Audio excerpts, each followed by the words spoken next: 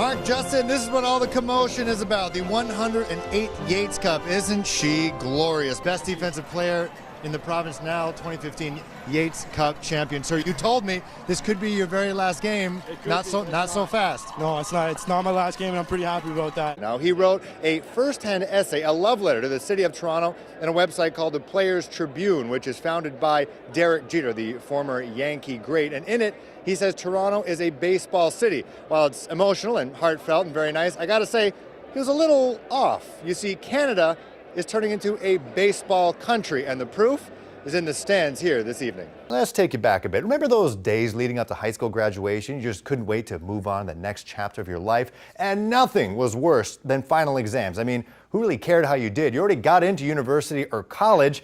That's probably how the Raptors are feeling right now. They're headed to the playoffs for the third straight year, but they have two pretty meaningless games against the Eastern Conference's worst teams in the Philadelphia 76ers tonight and the Brooklyn Nets. My goodness, guys, I brought the official popcorn of this Wednesday, April the 13th. This is so much on television right now. Face. I know, we got that. We got some vegan cake in the hallway. Wow, I'm going to be all 300 pounds. Well, if you watched the MLB All-Star game last night, you may have realized that the biggest highlight or low light happened before the game. Don Cherry is adding his voice to the growing list of those offended by the tenor's controversial rendition of "O Canada," which they performed before the game. Grape says the altered and politically charged lyrics embarrass Canadians. All right, speaking of the Blue Jays game, I watched this morning to get my heart rate under control.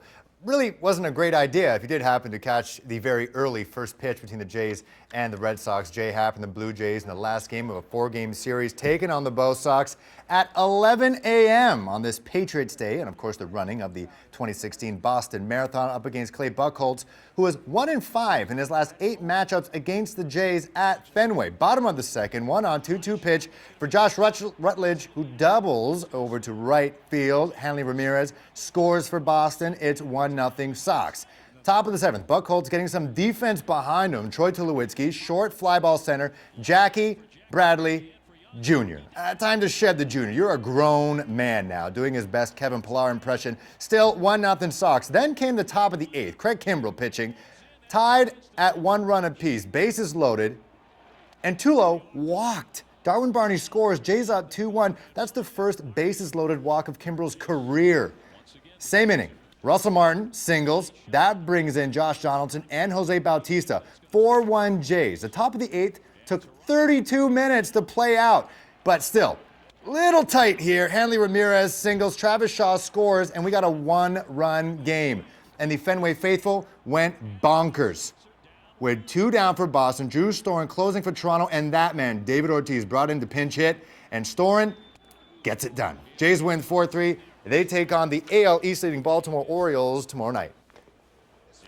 All right, now check this, though. This fan over at Fenway Park, not only did he catch a abrupt foul ball barehanded, dude's got, that's right, thank you very much. I called him, it was like, make sure you put your foot up there. You got to show that you got a foot brace on. Not only are you doing that, you're wearing a sun hat, you're wearing upside down sunglasses, you're holding your beer and your phone in the same hand. That qualifies. It gets all the check marks off to be a part of my highlight pack.